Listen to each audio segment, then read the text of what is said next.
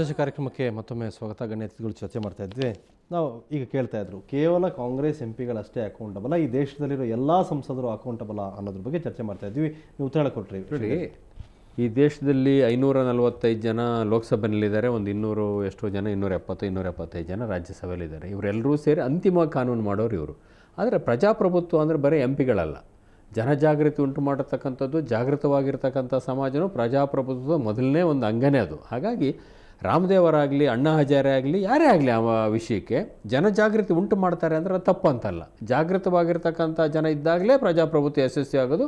ಆಮೇಲೆ ಜನಪ್ರತಿನಿಧಿಗಳಿಗೆ ಸ್ವಲ್ಪ ಭಯ ಅಂತೇಳಿ ಇರ್ತದೆ. ಆದರೆ ಇಲ್ಲಿ ಆಗಬೇಕಾಗಿರ್ತಕ್ಕಂಥದ್ದು ಏನಂದರೆ, ಏನು ಮಾಡಿದರೆ ಈ ಪಿಡುಗನ್ನು ತಪ್ಪಿಸ್ಲಿಕ್ಕೆ ಸಾಧ್ಯ ಅಂತ. ಒಂದು, ನನ್ನ ಪ್ರಕಾರ ತೆರಿಗೆಯನ್ನು ಸರಳೀಕರಣಗೊಳಿಸಬೇಕು. ಮೊದಲನೇದಾಗಬೇಕಾಗಿರ್ತಕ್ಕಂಥ ಕೆಲಸ ತೆರಿಗೆ ಕಟ್ಟತಕ್ಕಂಥ ನನ್ನ ಕರ್ತವ್ಯ ಅಂತಕ್ಕಂಥ ರೂಪದಲ್ಲಿ ಇರಬೇಕು. ಈಗ ನೋಡಿ, 1 ಲೀಟ್ರ್ ಪೆಟ್ರೋಲಿಗೆ 71-72 ರೂಪಾಯಿ ಇದೆ. ಈಗ ಅದರಲ್ಲಿ 36 ರೂಪಾಯಿ ತೆರಿಗೆ ಕೇಂದ್ರ ಸರ್ಕಾರ ಮತ್ತು ರಾಜ್ಯ ಸರ್ಕಾರ. 1 ಲೀಟ್ರಿಗೆ 50% ತೆರಿಗೆ. ಇದೇ ರೀತಿ ನಮ್ಮ ಇನ್ಕಮ್ ಟ್ಯಾಕ್ಸ್ ಆ್ಯಕ್ಟ್ಗಳಿರ್ಬೋದು, ಯಾವುದೇ ತೆರಿಗೆ, ಸೇಲ್ ಟ್ಯಾಕ್ಸ್ ಆ್ಯಕ್ಟ್ಗಳಿರ್ಬೋದು, ಕಮರ್ಷಿಯಲ್ ಟ್ಯಾಕ್ಸ್ಗಳಿರ್ಬೋದು, ಇದನ್ನು ಒಬ್ಬ ವಾಲಂಟ್ರಿಯಾಗಿ ಕಟ್ತಕ್ಕಂಥ ಸ್ಥಿತಿಗೆ ತೆರಿಗೆಗಳನ್ನ ಕಮ್ಮಿ ಮಾಡಿ ಸರಳೀಕರಣಗೊಳಿಸಿ ತೆರಿಗೆ ಕಟ್ಟಿದರೂ ಕೂಡ ನಾನು ಹಾಯಾಗಿರ್ಬೋದು ನೆಮ್ಮದಿಯಿಂದ ಅಂತಕ್ಕಂಥ ವಾತಾವರಣ ನಿರ್ಮಾಣ ಮಾಡಬೇಕು. ಅದು ಒಂದನೇದು. ಎರಡನೇದು, ಈ ದೇಶದಲ್ಲಿ ಇನ್ಕಮ್ ಟ್ಯಾಕ್ಸ್ ಡಿಪಾರ್ಟ್ಮೆಂಟ್ ಭಾಳ ವರ್ಷಗಳಿಂದ ಇದೆ, ಸ್ವಾತಂತ್ರ್ಯ ಸರ್ಕಾರ ಬಂದ ದಿವಸದಿಂದ ಇದೆ. ಎಷ್ಟೊಂದು ಜನ ಭಾಳ ದೊಡ್ಡದಾಗಿರ್ತಕ್ಕಂಥ ಐಷಾರಾಮಿಯಾಗಿರ್ತಕ್ಕಂಥ ಖರ್ಚು ವೆಚ್ಚಗಳನ್ನ ಮಾಡ್ತಕ್ಕಂಥ ನಮ್ಮ ಕಣ್ಣೆದುರಿಗೆ ಕಾಣ್ತಾ ಇರ್ತದೆ. ಆದರೆ ಯಾರ ಮೇಲೆ ಏನೂ ಕೂಡ ಎಲ್ಲೂ ಕೂಡ ಕ್ರಮ ಕೈಗೊಂಡಿರ್ತಕ್ಕಂಥದ್ದು ಹೆಚ್ಚಿನ ಒಂದು ಮಾಹಿತಿ ಬರೋದು ಅಲ್ಲೋ ಎಲ್ಲೋ ರೇಡ್ ಆಗ್ತಕ್ಕಂಥದ್ದು ಬಿಟ್ಟರೆ, ಒಂದು ಅಕೌಂಟಬಿಲಿಟಿ, ಉತ್ತರದಾಯಿತ್ವ ಅಂತಕ್ಕಂಥದ್ದು ಎಲ್ಲ ಹಂತದಲ್ಲಿ ಮರೆಯಾಗಿದೆ. ರಾಜಕಾರಣಿಗಳಲ್ಲಿ ಮೊದಲನೇದಾಗಿಲ್ಲ ಅದು, ಆದರೆ ಎಲ್ಲ ಅಧಿಕಾರಿಗಳು ಪ್ರತಿಯೊಂದು ಹಂತದಲ್ಲೂ ಕೂಡ ಮಾಯಾಗಿದೆ. ಈಗ ರಾಮದೇವ್ ಅವರ 3-4 ಡಿಮ್ಯಾಂಡ್ಗಳ ಬಗ್ಗೆ ಉಪಾಧ್ಯಾಯರು ಹೇಳಿದರು. ಮೊದಲನೇದು ಅವ್ರ ಡಿಮ್ಯಾಂಡು ಬ್ಲ್ಯಾಕ್ ಮನಿನ ನ್ಯಾಷನಲ್ ಅಸೆಟ್ ಅಂತ ಡಿಕ್ಲೇರ್ ಮಾಡಬೇಕು, ರಾಷ್ಟ್ರೀಯ ಸ್ವತ್ತು ಅಂತ. ಎರಡನೇದು, ಯಾರು ಬ್ಲ್ಯಾಕ್ ಮನಿಯನ್ನು ಇಟ್ಕೊಂಡಿದ್ದಾರೆ, ಕಪ್ಪು ಹಣವನ್ನು ಇಟ್ಕೊಂಡಿದ್ದಾರೆ, ಅವರಿಗೆ ಮರಣದಂಡನೆ ಶಿಕ್ಷೆ ಅಥವಾ ಜೀವಾವಧಿ ಶಿಕ್ಷೆ ಕೊಡಬೇಕು ಅಂತ. ಮೂರನೇದು, 500-1000 ರೂಪಾಯಿ ನೋಟ್ಗಳನ್ನು ರದ್ದು ಮಾಡಬೇಕು. ಇದು ಹಣಕ್ಕೆ ಸಂಬಂಧಪಟ್ಟಾಗ 3 ಅವ್ರ ಡಿಮ್ಯಾಂಡ್. ಇನ್ನೊಂದು, ಇದು ಲ್ಯಾಂಡ್ ಅಕ್ವಿಷನ್ ಆ್ಯಕ್ಟನ್ನು ಅಮೆಂಡ್ಮೆಂಟ್ ಮಾಡಬೇಕು ಅಂತ. ಇನ್ನೊಂದು, ಮಾತೃಭಾಷೆ ಅಥವಾ ರಾಷ್ಟ್ರ ಭಾಷೆಯಲ್ಲಿ ಶಿಕ್ಷಣ ಕೊಡಬೇಕು ಅಂಥೇಳಿ. ಈ ಥರ ಕೆಲವು ಬೇಡಿಕೆಗಳಿದೆ. ಅವೆಲ್ಲ ಬಿಡಿ, ಅವು ಭಾಳ ಮಹತ್ತರವಾಗಿರ್ತಕ್ಕಂಥ ಬೇಡಿಕೆ. ಇದಕ್ಕೆ ಸಂಬಂಧಪಟ್ಟಾಗಿ ಮಾಡೋದಾದರೆ ಅನುಮಾನ ಬಾರದೇ ಇರತಕ್ಕಂಥ ರೀತಿಯಲ್ಲಿ ನಡ್ಕೊಳ್ಬೇಕು ಅಂದರೆ, ನಾನು ಕಾಂಗ್ರೆಸ್ನಾಗಿ ಮಾತಾಡ್ತಾ ಇಲ್ಲ.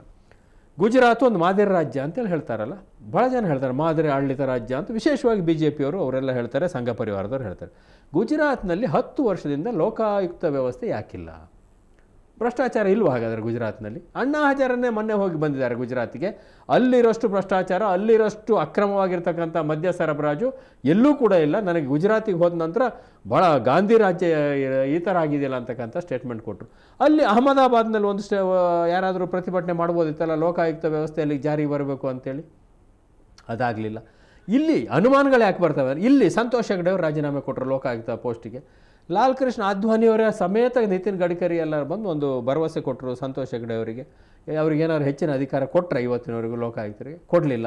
ಈ ರೀತಿ ಮಾಡ್ತಕ್ಕಂಥ ಜನ ಅಲ್ಲಿ ಹೋಗಿ ದೆಹಲಿನಲ್ಲಿ ಹೋಗಿ ಭ್ರಷ್ಟಾಚಾರದ ವಿರುದ್ಧ ಮಾತಾಡ್ತಾರೆ, ಅದು ಹೋರಾಟ ಆಗಬೇಕು ಅಂತ ಹೇಳ್ತಾರೆ, ಇದು ಮಾಡಬೇಕು ಹೇಳ್ತಾರೆ. ರಾಜಕೀಯ ಉದ್ದೇಶಗಳು ಇದಕ್ಕೆ ಇರ್ತವೆ ಅಂತಕ್ಕಂಥ ಅನುಮಾನ ಬರಲಿಕ್ಕೆ ಇದು ಕಾರಣ. ಆದರೆ ಈ ಕಾರಣಕ್ಕೋಸ್ಕರ ಬಾಬಾ ರಾಮದೇವರು ಎತ್ತಿರ್ತಕ್ಕಂಥ ವಿಷಯ ತಪ್ಪು ಅಂತ ನಾನು ಹೇಳೋದಿಲ್ಲ. ಎತ್ತಿರ್ತಕ್ಕಂಥ ವಿಷಯ ಸರಿ, ಅದನ್ನು ಪ್ರತಿಪಾದನೆ ಮಾಡಿ ಅದಕ್ಕೊಂದು ತಾರ್ಕಿಕ ಅಂತ್ಯ ಕಂಡುಹಿಡಬೇಕು ಅಂದರೆ ಇದು ಸಾರ್ವಜನಿಕ ಒಬ್ಬ ಸನ್ಯಾಸಿ, ಒಬ್ಬ ಯೋಗ ಗುರು ಅಂತ ಆದ ನಂತರ ಕೆಲವು ಕನಿಷ್ಠ ಶಿಸ್ತನ್ನು, ಕೆಲವಷ್ಟು ಮಾದರಿಯ ನಡವಳಿಕೆಯನ್ನು ಬಳಸ್ಕೊಳ್ಬೇಕು. 2 ವಿಚಾರದಲ್ಲಿ ನನ್ನ ರಾಮದೇವ್ ಅವರ ಬಗ್ಗೆ ತಕರಾರಿದೆ. ಕೇಂದ್ರ ಸರ್ಕಾರ ಅಥವಾ ದೆಹಲಿ ಸರ್ಕಾರ ಅವರಿಗೆ ಸತ್ಯಾಗ್ರಹ ಮಾಡಲಿಕ್ಕೆ ಪರವಾನಗಿ ಕೊಡಲಿಲ್ಲ ರಾಮಲೀಲಾ ಮೈದಾನದಲ್ಲಿ. ಹಾಗಾಗಿ ಯೋಗ ಶಿಬಿರ ಮಾಡ್ತೀನಿ ಅಂತೇಳಿ ಹೇಳಿದರು. ಆ ರೀತಿ ಮಾಡಬೇಕಾದ ಅವಶ್ಯಕತೆ ಇರಲಿಲ್ಲ. ಇವತ್ತು ಯಾವುದೋ ಒಂದು ಪತ್ರಿಕೆಯಲ್ಲಿ ನೋಡಿದೆ, ಕಾಂಗ್ರೆಸ್ನವರು ಸ್ವಾತಂತ್ರ್ಯ ಹೋರಾಟಕ್ಕೆ ಬ್ರಿಟಿಷರಿಂದ ಪರವಾನಗಿ ತೆಗೆದುಕೊಂಡಿದ್ರು ಅಂತ. ಸತ್ಯಾಗ್ರಹಕ್ಕೆ ಪರವಾನಗಿ ಬೇಕಾಗಿಲ್ಲ, ಆದರೆ ಯೋಗ ಶಿಬಿರ ಮಾಡಲಿಕ್ಕೆ ಪರವಾನಗಿ ಬೇಕು, ಸಭೆ ಮಾಡಲಿಕ್ಕೆ ಪರವಾನಗಿ ಬೇಕು. ಸತ್ಯಾಗ್ರಹನೇ ಮಾಡ್ತೀನಿ ಅಂತ ಆಗಿದ್ರೆ ಭಾಳ ಅಂದರೆ ಏನು ಮಾಡೋರು, ದೆಹಲಿ ಸರ್ಕಾರದವರು ಅಥವಾ ಕೇಂದ್ರ ಸರ್ಕಾರದವರು ರಾಮದೇವ್ರನ್ನ ಬಂಧಿಸ್ತಾ ಇದ್ರು. ಹೀಗಾಗಿದ್ದೇ ಮತ್ತೊಂದು ಸರ್ತಿ ಆಗ್ತಾಯಿತ್ತು. ಹೋರಾಟಕ್ಕೆ ಇಳಿದಂಥ ಸಂದರ್ಭದಲ್ಲಿ ಆ ರೀತಿಯ ಸತ್ಯ ಬಂಧಿಸಿದ್ರು ನಾನು ತಯಾರು ಅಂತ ಹೇಳಬೇಕಾಗಿತ್ತು. ಎರಡನೇದು, ಅವರು ಬಂಧಿಸಲಿಕ್ಕೆ ಪೊಲೀಸ್ನವ್ರು ಬಂದಂಥ ಅದನ್ನು ಸಮರ್ಥನೆ ಮಾಡ್ತಾ ಇಲ್ಲ. ನಾನು ಅದಕ್ಕೆ ಸುಪ್ರೀಂ ಕೋರ್ಟ್ ಮುಂದೆ ಹೋಗಿದೆ, ಅದೇನಾಗ್ತದಾಗಲಿ, ತಪ್ಪಿತಸ್ಥರಿಗೆ ಶಿಕ್ಷೆ ಆಗಲಿ. ಆದರೆ ಅಲ್ಲ ಇರಲಿ, ಅದೇನೇ ಇರಲಿ, ಸಾಮಾನ್ಯವಾಗಿ ಎಲ್ಲ ಬಂಧನಗಳಾಗೋದು ಮಧ್ಯರಾತ್ರಿನಲ್ಲೇ. ಅದಕ್ಕೆ ಕಾರಣ ಏನು ಅಂದರೆ, ಸಾಧ್ಯವಾದಷ್ಟು ಕಡಿಮೆ ಪ್ರತಿರೋಧ ಇರಲಿ ಅಂತಕ್ಕಂಥ ಪೊಲೀಸರದ್ದು, ನಂದಲ್ಲ. ಪೊಲೀಸರು ನಾನು ಕೇಳಿದೆ, ಯಾಕೆ ನೀವು ಬರೀ ರಾತ್ರಿನೇ ಮಾಡ್ತೀರಲ್ಲ ಬಂಧಿಸೋದು ಇದು, ಕಡಿಮೆ ಪ್ರತಿರೋಧ ಇರಲಿ, ಬೇರೆಯವ್ರಿಗೆ ತೊಂದರೆ ಆಗದೆ ಇರಲಿ, ಬೇರೆಯವರ ಅನವಶ್ಯಕವಾಗಿರ್ತಕ್ಕಂಥ ಅಟೆನ್ಷನ್ ಅದಕ್ಕೆ ಬರದೇ ಇರಲಿ ಅನ್ನೋ ಕಾರಣಕ್ಕೆ ರಾತ್ರಿ ಇಂಥ ಕೆಲಸಗಳನ್ನ ಪೊಲೀಸರು ಸಾಮಾನ್ಯ ಮಾಡ್ತಾರೆ ಅಂತೇಳಿ ಅದೇನೇ ಇರಲಿ. ಒಬ್ಬ ಗುರು ಆಗಿರ್ತಕ್ಕಂಥವನು ಇಡೀ ರಾಷ್ಟ್ರ ಪ್ರಪಂಚ ಅವ್ರ ಕಾಮನ್ ನೋಡ್ತಾ ಇದ್ದಾಗ ಒಂದು ಸರ್ಕಾರದ ಒಂದು ವ್ಯವಸ್ಥೆ ಸರಿಯೋ ತಪ್ಪೋ ನಿಮ್ಮನ್ನು ಪರವಾನಗಿ ರದ್ದಾಗಿದೆ, ನಿಮ್ಮನ್ನು ಬಂಧಿಸ್ತೀವಿ ಅಂತ ಹೇಳಿದಾಗ ಅದು ಗೌರವಯುತವಾಗಿ ದೇಶದ ಕಾನೂನಿನ ಪ್ರಕಾರ ನೀವು ಬಂಧಿಸೋದಾದರೆ ನಾನು ಬಂಧಿಸ್ಕೊಂಡು ಹೋಗಿ ನಾನು ಸರೆಂಡರ್ ಆಗೋದಿಲ್ಲ ಅಂತ ಹೇಳಬೇಕಾಗಿತ್ತು. ಅದ್ರ ಬದಲಿಗೆ ಆ ಸ್ಟೇಜಿಂದ ಕೆಳಗೆ ಇಳಿದು ಯಾವುದೋ ಹೆಣ್ಣುಮಕ್ಕಳದ್ದು ಚೂಡಿದಾರ ತೆಗೆದುಕೊಂಡು ಅವರೇ ಹೇಳಿರ್ತಕ್ಕಂಥದ್ದು, ಹೆಣ್ಣುಮಕ್ಳು ಹೇಳಿರ್ತಕ್ಕಂಥದ್ದು, ಆ ತನ್ನ ಕಾವಿ ವಸ್ತ್ರವನ್ನು ತ್ಯಾಗ ಮಾಡಿ ಇನ್ನೊಂದು ಚೂಡಿದಾರು ಅಥವಾ ಯಾವುದೋ ಒಂದು ಬಿಳಿ ಬಟ್ಟೆಯನ್ನು ಹಾಕ್ಕೊಂಡು ಅದರಲ್ಲೇ ಆಮೇಲೆ ತಪ್ಪಿಸ್ಕೊಂಡು 2 ಗಂಟೆಗಳ ಕಾಲ ಆ ಜನಗಳ ಮಧ್ಯ ಈ ಥರ ಮಾಡ್ತಕ್ಕಂಥದ್ದು ಏನಾಗ್ತದೆ. ನಾನು ಒಬ್ಬ ಹಿಂದೂ ಆಗಿ ಗುರುಗಳ ಬಗ್ಗೆ, ಧರ್ಮದ ಬಗ್ಗೆ, ಆಧ್ಯಾತ್ಮದ ಬಗ್ಗೆ ಗೌರವ ಇರತಕ್ಕಂಥವನಾಗಿ ನಾನು ಒಬ್ಬ ಗುರುವಿನಿಂದ ಈ ರೀತಿಯ ನಡವಳಿಕೆಯನ್ನು ನಿರೀಕ್ಷೆ ಮಾಡೋದು. ಅದಕ್ಕೆ ಅಣ್ಣಾ ಹಜಾರೆಗೂ ಬಾಬಾ ರಾಮದೇವ್ರಿಗೂ ಇರ್ತಕ್ಕಂಥ ವ್ಯತ್ಯಾಸಗಳು ಎಲ್ಲಿ ಬರ್ತವೆ ಅಂತೇಳಂದರೆ, ಉಪಾಧ್ಯಾಯರು ಏನು ಬೇಕಾದರೆ ಹೇಳಿ ಸಾಧ್ವಿ ರಿತಾಂಬರ್ ಅವರನ್ನು ಸ್ಟೇಜ್ ಮೇಲೆ ಬರಲಿಕ್ಕೆ ಅವಕಾಶ ಮಾಡಿಕೊಡ್ತಕ್ಕಂಥದ್ದು, ಅಥವಾ ಈಗಾಗಲೇ ಬೇರೆ ರಾಜಕೀಯ ಪಕ್ಷಗಳೊಟ್ಟಿಗೆ ಗುರುತಿಸ್ಕೊಂಡಿರ್ತಕ್ಕಂಥವ್ರನ್ನ ಸ್ಟೇಜ್ ಮೇಲೆ ಬರಲಿಕ್ಕೆ ಪ್ರಯತ್ನ ಮಾಡ್ತಕ್ಕಂಥದ್ದು, ಮತ್ತು ಸಂಘ ಪರಿವಾರಕ್ಕೆ ಸೇರಿರ್ತಕ್ಕಂಥವ್ರು ಸ್ಟೇಜ್ ಮೇಲೆ ಬರಲಿಕ್ಕೆ ಅವಕಾಶ ಮಾಡಬಾರ್ದಾಗಿತ್ತು. ಅವರೊಂದು ಹೇಳಿದರು ಸ್ಟೇಜಲ್ಲಿ, ಒಂದು ಉಪವಾಸ ಮಾಡೋರಿಗೆ ಒಂದು ಎನ್ಕ್ಲೋಸರ್ ಇದೆ, ದಿನ ಬಂದು ಹೋಗೋರಿಗೆ ಒಂದು ಎನ್ಕ್ಲೋಸರ್ ಇದೆ, ರಾಜಕೀಯ ಪಕ್ಷಗಳಿಗೆ ಸೇರಿರ್ತಕ್ಕಂಥವ್ರು ಬೇರೆ ನೀವೆಲ್ಲ ಅಲ್ಲಿ ಕೂತ್ಕೊಳ್ಳಿ ಅಂತ ಹೇಳಬೇಕಿತ್ತು. ರಾಜಕೀಯ ಪಕ್ಷಗಳಿಗೆ ಅಥವಾ ಬೇರೆ ಸಂಘಟನೆ ಸೇರಿದಂಥವ್ರಿಗೆ ಎನ್ಕ್ಲೋಸರ್ಲಿ ಕೂತ್ಕೊಳ್ಳಿ ಅಂತ, ನಾನು ಮಾತ್ರ ಯಾರು ಪರವಾಗಿಯೂ ಇಲ್ಲ, ಯಾರು ವಿರುದ್ಧವಾಗಿಲ್ಲ ಅಂತ ಹೇಳ್ತಕ್ಕಂಥ ಕೆಲಸ ಮಾಡಬೇಕಾಗಿತ್ತು. ಅವರ ಮಾತಿನಿಂದ, ನಡವಳಿಕೆಯಿಂದ ಈ ರೀತಿ ಅಭಿಪ್ರಾಯ. ಕೊನೆಯದಾಗ ಒಂದು ಉತ್ತರ ಕೊಟ್ಟುಬಿಡ್ತೀನಿ. ಉಪಾಧ್ಯಾಯರು ಒಂದು ಹೇಳಿದ್ರು, ಅಣ್ಣಾ ಹಜಾರೆ ಅವರು ಹೇಳಿದರು ಲಿಖಿತವಾಗಿ ಹೇಳದೆ ಒಪ್ಕೊಳ್ಬೇಡ ಅಂತೇಳಿ ಅಂತಕ್ಕಂಥ ಮಾತನ್ನು ಹೇಳಿದರು. 4 ಜನ ಸಚಿವರು ಏರ್ಪೋರ್ಟಿಗೆ ಹೋಗಿದ್ದು ದೊಡ್ಡ ಟೀಕೆಗೊಳಗಾಯಿತು. ಇವರು ಸರೆಂಡರ್ ಆಗ್ತಾ ಇದ್ದಾರೆ, ಅಣ್ಣಾ ಹಜಾರೆ ಮೂಮೆಂಟ್ನ ವೀಕ್ ಮಾಡೋಕ್ಕೆ ರಾಮದೇವ್ನ ಎತ್ಕಟ್ತಾ ಇದ್ದಾರೆ ಅಂತಕ್ಕಂಥ ಆರೋಪ ಕಾಂಗ್ರೆಸ್ನವ್ರ ಮೇಲೆ ಬಂತು. ಅದು ಇಲ್ಲ ಅಂತ ಈಗ ಸಾಬೀತಾಯಿತು. ಅದಾದ ನಂತರ ಇವರೇ ನಾನು ಇಷ್ಟು ನಿರ್ದಿಷ್ಟ ಅವಧಿನ ನಾನು ಉಪವಾಸನ ಸತ್ಯಾಗ್ರಹನ ಕೊನೆಗೊಳಿಸ್ತೇನೆ, ಇಂಥದ್ದು ನನ್ನ ಬೇಡಿಕೆ ಇದೆ.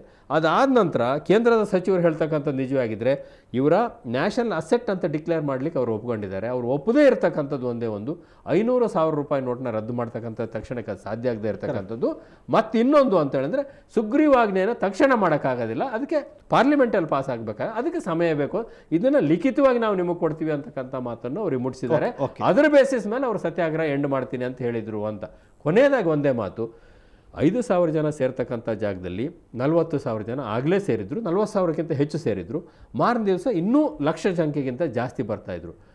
ಯಾವುದೇ ಸರ್ಕಾರ ಒಬ್ಬ ಬಾಬಾ ರಾಮದೇವ್ ಅಂತ ಅತ್ಯಂತ ಜನಪ್ರಿಯನಾಗಿರ್ತಕ್ಕಂಥ ಸಾಧು ಸನ್ಯಾಸಿಯನ್ನು ಲಕ್ಷಗಟ್ಟಲೆ ಜನಗಳ ಮಧ್ಯೆ ಇಟ್ಟು ನಾಳೆ ಅಕಸ್ಮಾತಾಗಿ ಏನಾದರೂ ಒಂದು ದುರ್ಘಟನೆ ನಡೆದಿದ್ದರೆ ಅಥವಾ ಅಲ್ಲಿ ಸೇರಿರ್ತಕ್ಕಂಥ ಜನಗಳಿಗೆ ವ್ಯವಸ್ಥೆ ಸಾಕಾಗಿದೆ, ಯಾರನ್ನು ದೂರ್ತಾ ಇದ್ರು? ಬಾಬಾ ರಾಮದೇವ್ರನ್ನ ಯಾರೂ ದೂರ್ತಾ ಇರಲಿಲ್ಲ. ಸರ್ಕಾರ ಏನು ಮಾಡ್ತಾ ಇತ್ತು ಇವ್ರಿಗೆ ಗೊತ್ತಿರಲಿಲ್ಲ ಅಂತ ಹೇಳಿದೆ.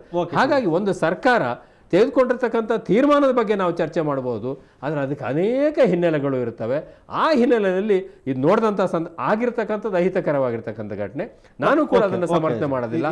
ಆದರೆ ಇದಕ್ಕೆ ಯಾರು ಕಾರಣಕರ್ತರು ಅಂದ್ರೆ ಬರೇ ಸರ್ಕಾರದ ಕಡೆ ಬೊಟ್ಟು ತೋರಿಸ್ತಕ್ಕಂಥ ಸರಿಯಾಗಿರ್ತದೆ. ಓಕೆ ಶಂಕರ್, ನಿಮ್ಮ ಉತ್ತರ ಬಯಸ್ತೀನಿ. ಅದಕ್ಕೆ ಮೊದಲು ಮತ್ತೊಂದು ಚಿಕ್ಕ ಬ್ರೇಕ್.